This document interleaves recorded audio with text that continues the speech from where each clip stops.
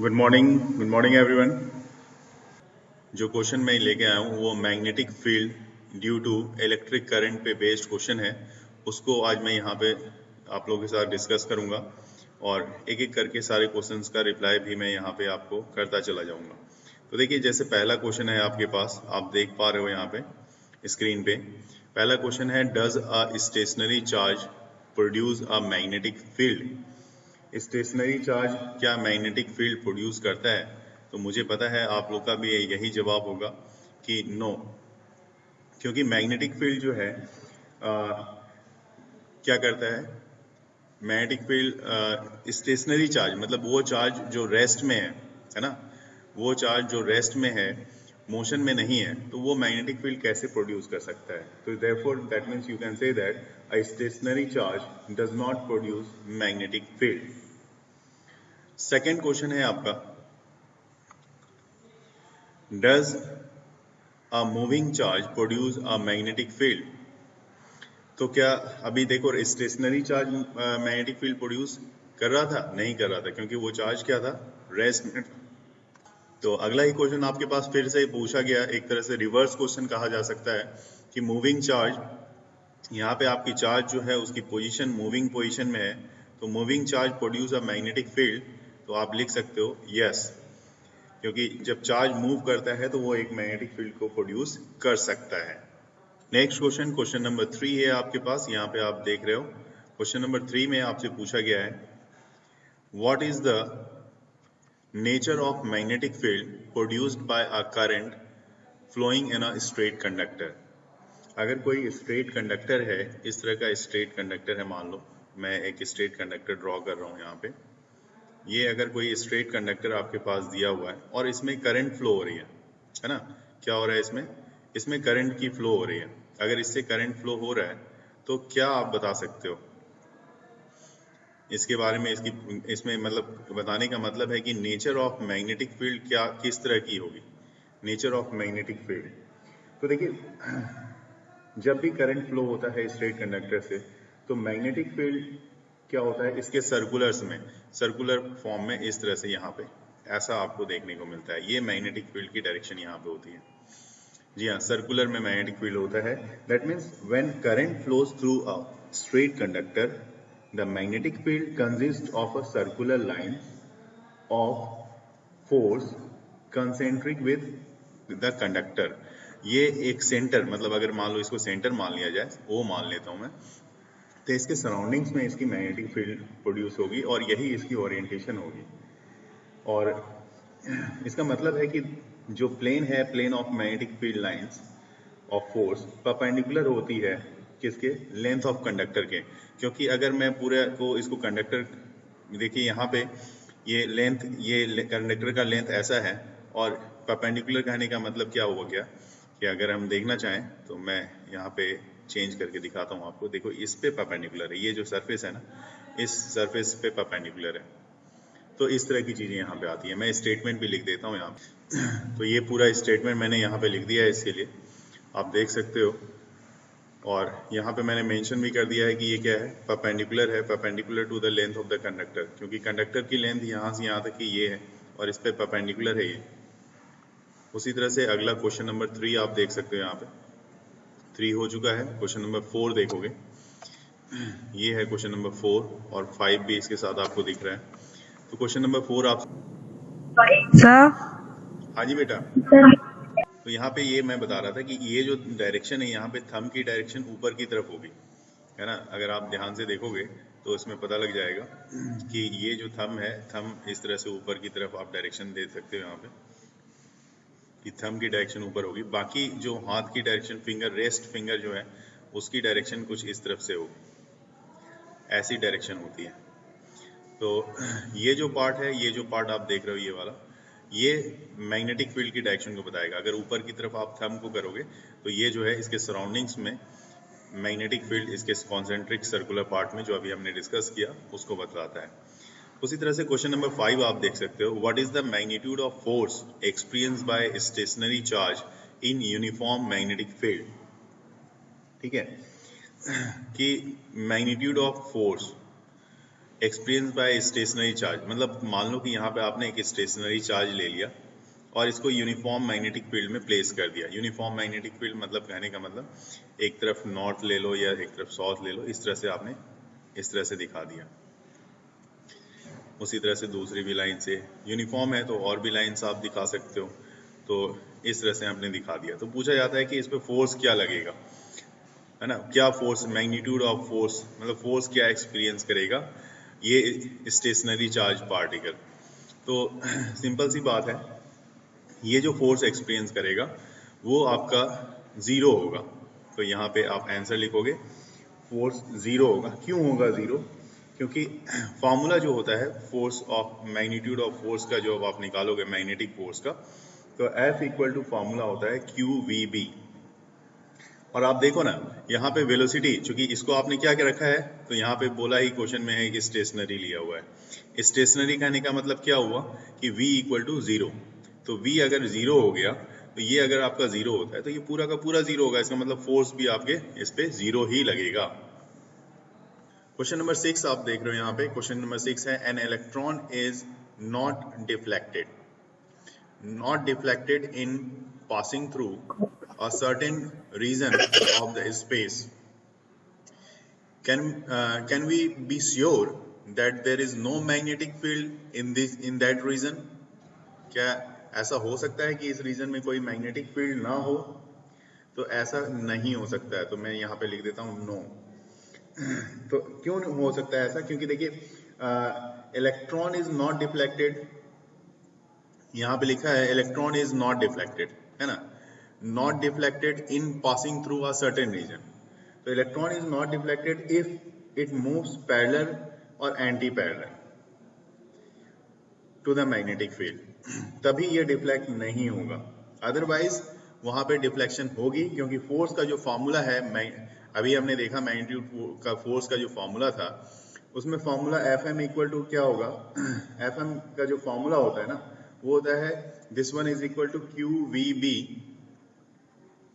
Sign theta, है ना, वो फॉर्मूला होता है QVB साइन थीटा। अब देखिए यहाँ पे अगर आप थीटा 0 डिग्री लेते हो या आप थीटा 180 डिग्री ले लेते हो, ठीक है, अगर आप 0 या 180 लेते हो तो इस केस में जो फोर्स लग रहा होगा इस पे, वो फोर्स कितना आएगा? तो वो फोर्स की वैल्यू जो आएगी वो 0 होगी। मैग्नेटिक फोर्स जो होगी उसकी वैल्यू 0 हो जाएगी, क्योंकि साइन 0 0 और साइन 180 भी होगा आपका 0। तो उस हाल में ये फोर्स 0 हो जाएगा, मतलब पैरेलल या एंटी पैरेलल, यही बात हो गई। मैं जैसे आप देख रहे हो ये मैग्नेटिक फील्ड है, मैग्नेटिक फील्ड में अगर चार्ज जो है, जो भी चार्ज आप ले रहे हो, वो चार्ज अगर आपका ऐसा हो कि यहाँ पे ये इस डायरेक्शन में चला हो, मान लो इस डायरेक्शन में चल रहा है, तो जिस डायरेक्शन में मैग्नेटिक फील्ड है, मैग्नेटिक फील्ड की भी डायरेक्शन आपकी राइट साइड में है और ये चार्ज भी राइट साइड में है, तो दोनों के बीच, दोनों एक दूसरे के साथ चल रहे हैं, तो इसका मतलब एंगल क्या होगा इस केस में?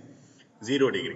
और अगर अपोजिट चल रहे हो, अपोजिट कहने का मतलब मैग्नेटिक फील्ड तो इसी डायरेक्शन में है, लेकिन चार्ज जो पार्टिकल है, जो भी इलेक्ट्रॉन है आपके पास क्वेश्चन के हिसाब से, वो अगर अपोजिट डायरेक्शन में है तो मैग्नेटिक फील्ड की डायरेक्शन इस तरफ, है ना, मैग्नेटिक फील्ड की डायरेक्शन इस तरफ, और जबकि आपकी चार्ज की डायरेक्शन इस तरफ है, तो एंगल कितनी बन रही है? 180 डिग्री। और 180 डिग्री और 0 के केस में यहाँ पे फोर्स लगेगा नहीं। उसके अलावा जो भी कंडीशंस रहेंगी, है ना, तो वहां पे क्या होगा? फोर्स एक्सपीरियंस किया जाएगा। तो इसलिए an electron is not deflected in passing through a certain region of space. Can we be sure? नहीं, 100% श्योर नहीं है, क्योंकि अगर सिर्फ ये दो कंडीशन हुई तो डिफ्लेक्ट नहीं होगा, अदरवाइज ये डिफ्लेक्ट होगा ही होगा। अगला क्वेश्चन आप यहाँ पे देख रहे हो स्क्रीन पे, ये क्वेश्चन बता रहा है कि when will the magnetic force on a moving charge be maximum in the magnetic field? कब ये मैक्सिमम होगा, है ना, तो ये मैक्सिमम कब होगा? यहाँ पे आप देखो, अभी ऊपर में हमने देखा कि किस केस में वो 0 हो रहा था, तो 0 हो रहा था फोर्स 0 डिग्री में और 180 डिग्री में। लेकिन अगर देखा जाए थीटा इक्वल टू आप ले लोगे 90 डिग्री, ठीक है, the magnetic force on a moving charge will be maximum when it moves perpendicular to the जी हाँ डायरेक्शन ऑफ मैग्नेटिक फील्ड। तो अभी जो आपने देखा यहाँ पे, अगर सेम चीज देखा जाए यहाँ पे तो आप देखो यहाँ पे क्या हो रहा है कि ये परपेंडिकुलर है, मतलब इसके परपेंडिकुलर, ऐसा देखो, ऐसा परपेंडिकुलर हो गया।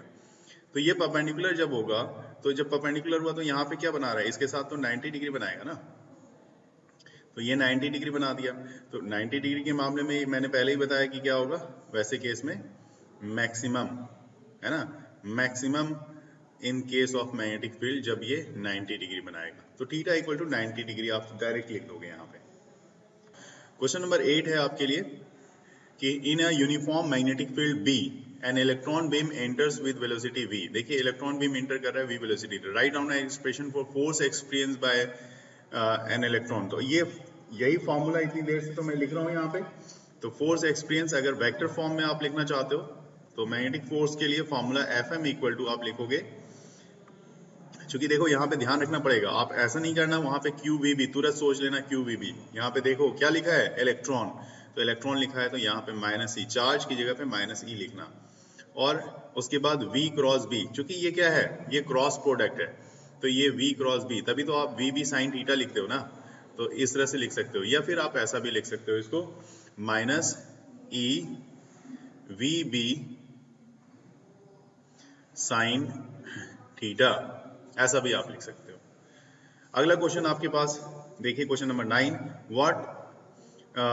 ये क्वेश्चन है व्हाट आर, ये यहाँ पे what are the different name of magnetic field strength. देखिए अब क्या दूसरे नाम से भी आप इसको जानते हो, मैग्नेटिक फील्ड स्ट्रेंथ को दूसरे नाम से भी जाना जाता है क्या, तो देख लेते हैं। और इसकी SI यूनिट भी पूछी गई है। देखिए मैग्नेटिक फील्ड स्ट्रेंथ जो है उसको तो आप क्या लिखते हो, उसको रिप्रेजेंट किससे करते हो, तो मैग्नेटिक फील्ड को जिससे रिप्रेजेंट करते हैं उसी से, B से। और इसको मैग्नेटिक फील्ड भी बोला जाता है, क्या बोला जाता है इसको, मैग्नेटिक फील्ड। क्योंकि बहुत बार क्वेश्चन में न्यूमेरिकल्स में जब कुछ दे दिया जाता है तो वहां पे कंफ्यूजन होती है हमें कि भाई मैग्नेटिक फील्ड और मैग्नेटिक फील्ड स्ट्रेंथ क्या है, या फिर इसको और भी क्या बोलते हो, तो वो भी मैं बता देता हूं, इसको मैग्नेटिक फील्ड डेंसिटी, ठीक है ना, magnetic field density, magnetic field density भी बोल सकते हो आप। देखिए और क्या बोल सकते हो, तो इसको मैग्नेटिक इंडक्शन, है ना, मैग्नेटिक, इतने सारे नाम हैं, कंफ्यूज होने की जरूरत नहीं है, इसलिए कंफर्म करने के लिए ये सारे MCQ क्वेश्चन, ये 1 मार्क्स के क्वेश्चन आपके साथ डिस्कस कर रहा हूँ। इसको मैग्नेटिक इंडक्शन भी बोला जाता है, और एक और नाम से बोला जाता है इसको मैग्नेटिक वेक्टर। अगर ये सारे नाम आपके न्यूमेरिकल्स के ड्यूरेशन में आ जाएं तो आपको यही समझना है कि ये मैग्नेटिक फील्ड स्ट्रेंथ का ही पार्ट है। तो मैग्नेटिक वेक्टर,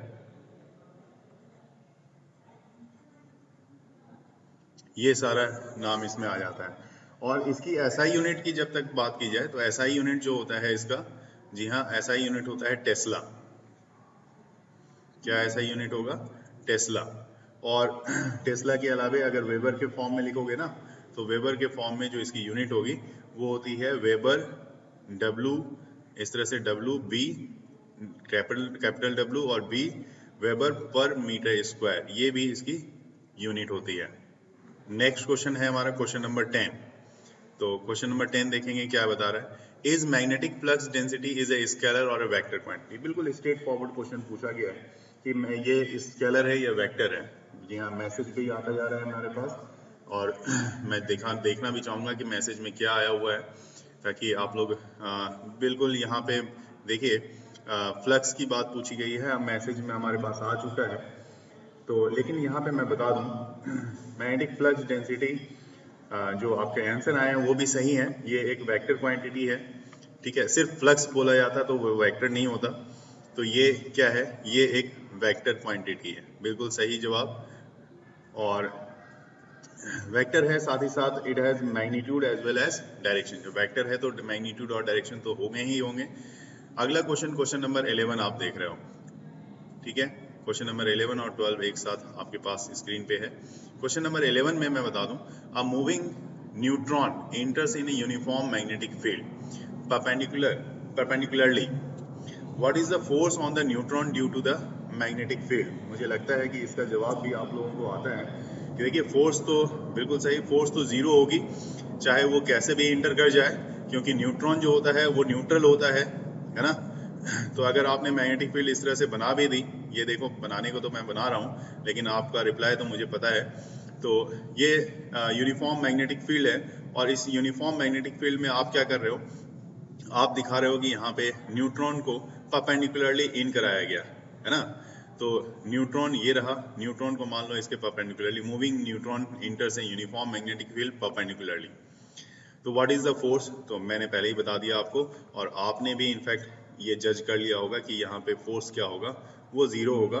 जीरो क्योंकि क्लियर सी बात है यहाँ पे, क्योंकि जो चार्ज है यहाँ पे, जो फॉर्मूला होता है F equal to Q V B, यहाँ पे चार्ज ही यहाँ पे क्या है आपका, जीरो है।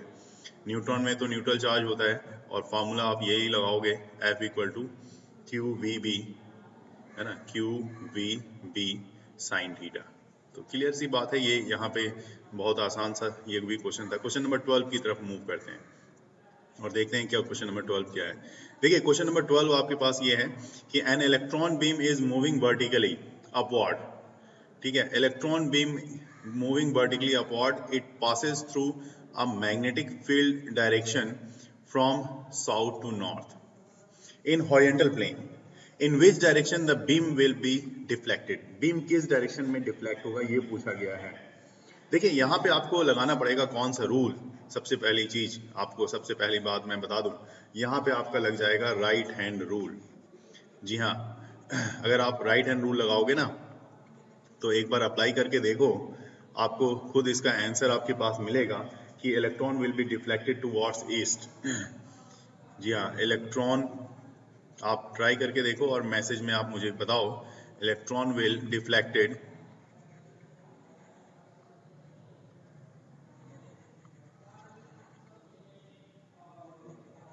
टुवर्ड्स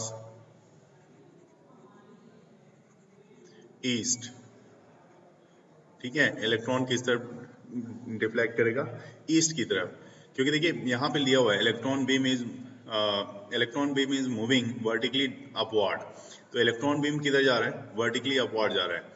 तो यहाँ पे आप इलेक्ट्रॉन बीम को ड्रॉ करके दिखा दो, ये देखो इस तरह से, ये वर्टिकली इलेक्ट्रॉन बीम जा रहा है ऐसा, और ये इलेक्ट्रॉन बीम जो है पास कर रहा है, पासेस थ्रू है मैग्नेटिक फील्ड। अब मैग्नेटिक फील्ड के लिए आप दूसरा कलर सेलेक्ट कर लो, कि मान लो कि मैग्नेटिक फील्ड के लिए आपने ये वाला कलर सेलेक्ट कर लिया, और मैग्नेटिक फील्ड किधर जा रही है, magnetic field directed from south to north, है ना, साउथ टू नॉर्थ जा रही है।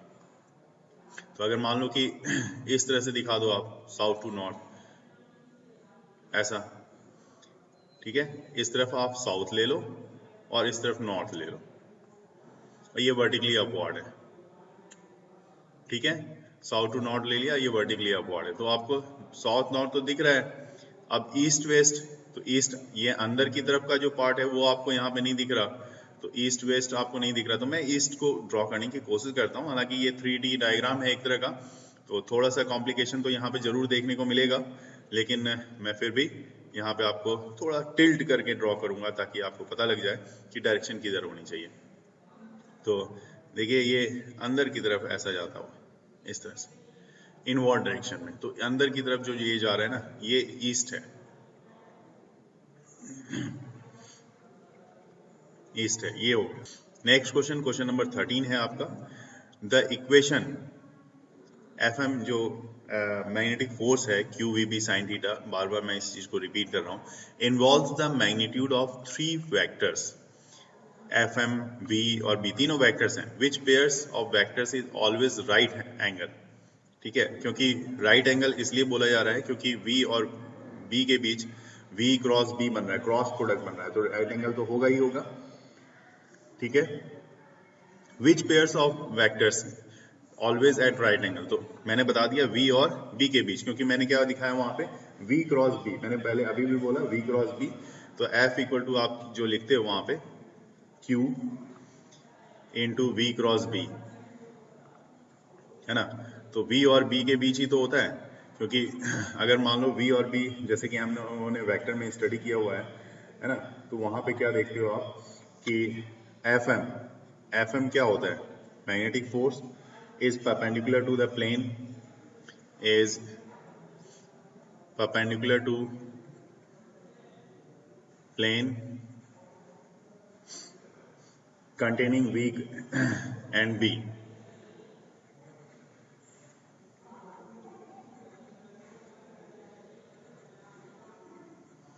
V and B. Therefore, FM and V are right angle.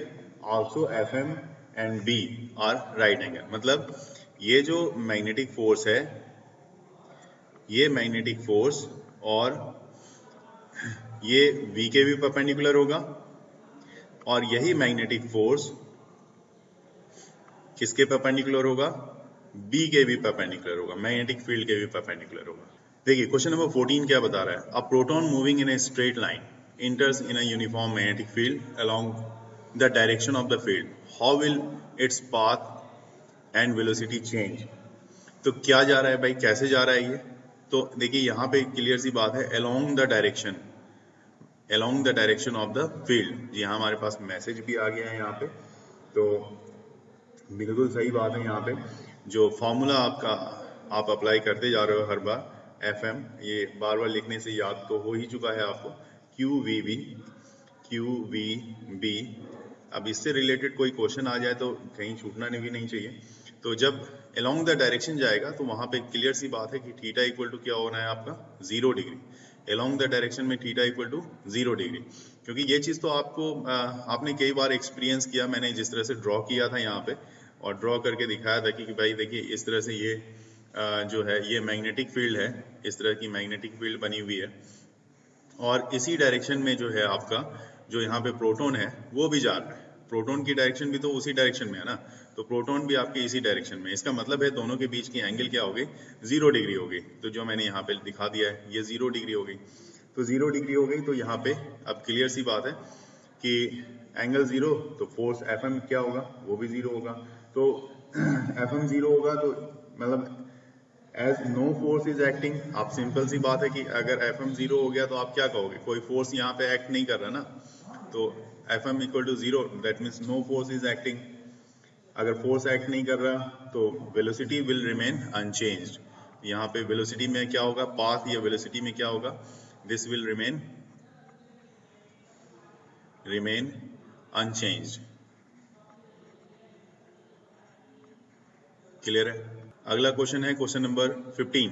देखेंगे 15 में, an electron is moving along X axis in a magnetic field acting along Y axis. ठीक है, electron किस डायरेक्शन में जा रहा है?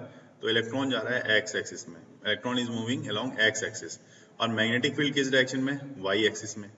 तो मान लो यहाँ पे आप दिखा दो सबसे पहले कि भाई ये मान लो कि ये इलेक्ट्रॉन की डायरेक्शन है और ये जो है ये मैग्नेटिक फील्ड की डायरेक्शन है, दोनों एक दूसरे के परपेंडिकुलर है। तो आपको क्या दिखाना है? So mathematically that force it acts along Z axis, कि फोर्स किस डायरेक्शन में जा रहा है? तो आपको दिखाना है कि फोर्स जा रहा है आपका जेड एक्सिस में। तो इसका मतलब ये जेड एक्सिस इस तरह से दिखा दो। ठीक है, सारा एक्सिस मैं लिख देता हूँ ताकि क्लियर हो जाए कि ये एक्स एक्सिस हो गया, ये वाई एक्सिस हो गया, और ये आपका जेड एक्सिस में आपको ये दिखाना है। यही तो दिखाना है यहाँ पे। तो कोई बात नहीं, आप अगर क्रॉस प्रोडक्ट में पढ़ा होगा तो एक्स एक्सिस में क्या होता है? ये आई कैप होता है। वाई एक्सिस में क्या होता है? जे कैप होता है। तो आई क्रॉस जे क्या होता है? क्लियर है? बिल्कुल यहीं से समझ लेना है। आई क्रॉस जे क्या होता है? आई क्रॉस जे के होता है। इसका मतलब ये के होता है, तो ये जेड एक्सिस में जा रहा है। क्लियर सी बात है। क्वेश्चन नंबर 16 आप देख रहे हो, जैसे क्वेश्चन में बताया गया है कि an electron beam projected plus X axis experiences a force due to magnetic field along Y axis. ये भी प्लस वाई एक्सिस, मतलब प्लस एक्स एक्सिस और प्लस वाई एक्सिस में दो चीजें हो रही हैं। तो प्लस एक्स एक्सिस का ये है और प्लस वाई एक्सिस का दूसरे कलर से मैं यहाँ पे ड्रॉ कर देता हूँ। मान लो प्लस वाई एक्सिस ये है, ठीक है, दोनों प्लस में लेना है हमें। तो पूछ रहा है यहाँ पे क्या कि what is the direction of magnetic field. अब यहाँ पे मैग्नेटिक फील्ड की डायरेक्शन पूछी जा रही है ना। बिल्कुल यहाँ पे देखिए, मैं इंस्टेंटली यहाँ पे रिप्लाई आता हुआ, तो ये एक्स एक्सिस मैं लिख देता हूँ यहाँ पे कि भाई ये एक्स एक्सिस है और ये वाई एक्सिस है, यही है ना, ये वाई एक्सिस है। तो ऐसे केस में अगर आप यहाँ पे भी क्या करना है, राइट हैंड रूल अप्लाई करना है, राइट हैंड रूल, कुछ नहीं सोचना, राइट हैंड रूल हमेशा काम करेगा आपका, हमेशा। इस जगह पे शुरू में ही मैंने बोल दिया ऐसे केस में राइट हैंड रूल लगाओ, तो राइट हैंड रूल के हिसाब से ये किस में जाएगा, मैग्नेटिक फील्ड जो जाएगी वो जेड एक्सिस में जाएगी, तो ये आपका होगा जेड एक्सिस। और मुझे लगता है कि आपका रिप्लाई भी यही रहा होगा, और बिल्कुल सही, जेड एक्सिस का रिप्लाई आपने किया है, बहुत सही किया है। अगला क्वेश्चन, क्वेश्चन नंबर 17 आप देख रहे हो यहाँ पे, what is the dimensional formula of magnetic flux. Magnetic flux का डायमेंशनल फार्मूला क्या होता है, तो देखिए जैसे आपने F equal to B Q V निकाला था, तो B इक्वल टू यहाँ से क्या आएगा, B इक्वल टू आपके पास मिलेगा एफ एम जो मैग्नेटिक फोर्स है अपॉन में क्यू वी साइन थीटा, है ना, ऐसा निकलेगा। साइन थीटा की तो कोई डायमेंशन होती नहीं है ना, नहीं होती, कोई बात नहीं। फोर्स का तो डायमेंशन होता है M L T minus two, तो फोर्स की dimension M L T minus two यहाँ पे मैंने मेंशन कर दिया है, ठीक है। उसके बाद क्यू, चार्ज के लिए आप क्या लिखते हो, ए और टी, तो चार्ज के लिए हमने ए और टी लिख दिया, ठीक है। और साथ ही साथ यहाँ पे वी वेलोसिटी के लिए L T minus to L T minus one लिखते हो, तो एल टी माइनस वन, इसको कैंसिल कर लो, जो रिजल्ट आएगी आपके पास आपको वही आपका आंसर होगा। तो रिजल्ट क्या आ रहा है वो मैं बता दूं, M L zero T minus to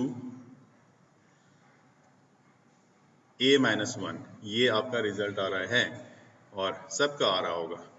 अब यहाँ पे हमारे पास अगला क्वेश्चन अगर आप देख रहे हो, तो अगला क्वेश्चन है हमारे पास डिफाइन टेस्ला। टेस्ला को डिफाइन करना है बेटा। टेस्ला बहुत बड़े साइंटिस्ट थे, यहाँ पे इसके बारे में पता तो है ही आपको।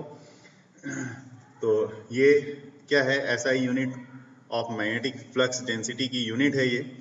तो जो मैग्नेटिक फ्लक्स डेंसिटी, अब मैं इसको डिफाइन कर रहा हूँ, यहाँ पे लिख रहा हूँ इसके बाद, the magnetic flux density at a point is 1 Tesla if a charge of 1 coulomb when moving with a velocity of 1 meter per second at right angle to the magnetic field experience a force of 1 Newton।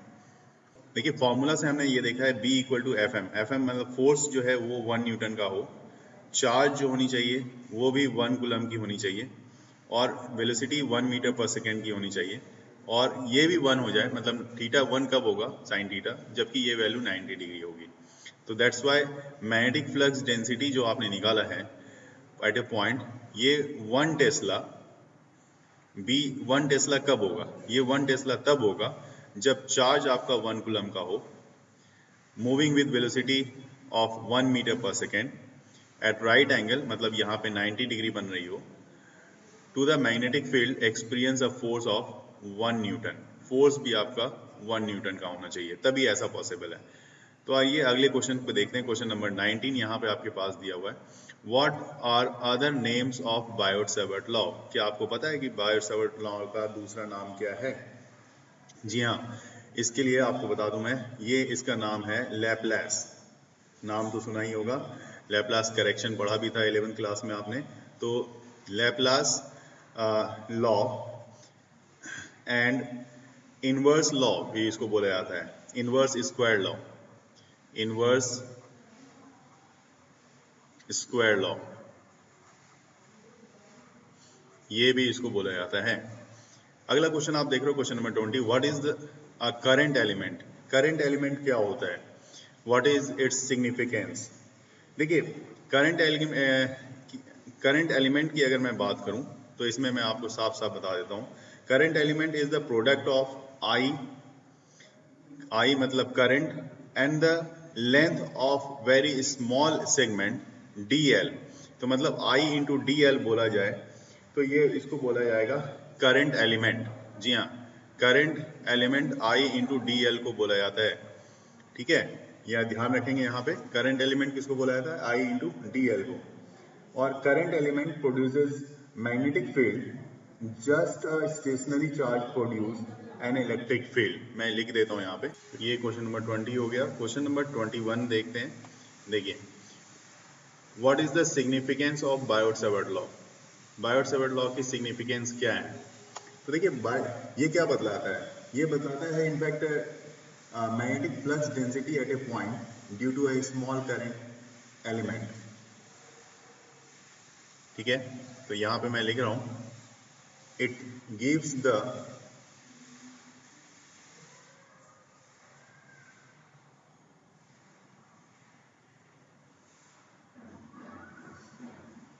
magnetic flux density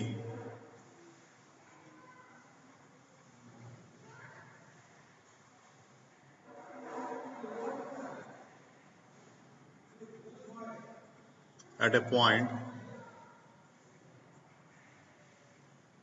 due to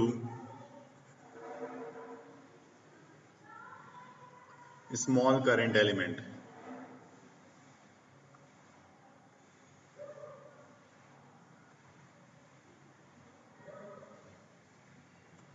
ठीक है, next question आप देख रहे हो, question number 22. Biot-Savart law can not be tested directly. क्यों नहीं directly आप इसको टेस्ट कर सकते, ये पूछा गया है. तो देखिए यहाँ पे Biot Savart law can not be tested directly because it is not possible to have a current carrying conductor of length dl. यहाँ पे डायरेक्ट मैं लिख रहा हूँ यहाँ पे because it is not possible, क्योंकि कभी कभी पूछा जाता है, प्रैक्टिकल में भी पूछ लिया जाता है तो इसका ध्यान रखेंगे. To have a current carrying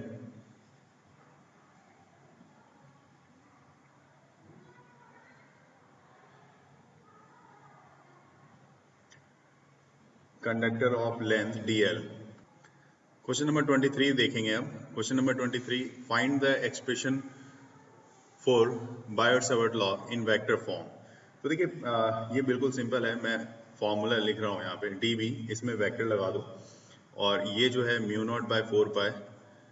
mu naught तो मैग्नेटिक परमिएबिलिटी होती है, पता ही है आपको, I और ब्रैकेट में dl cross product of r, दोनों ही वेक्टर हैं dl और r, और अपॉन में r क्यूब. तो ये वेक्टर फॉर्म हो गया.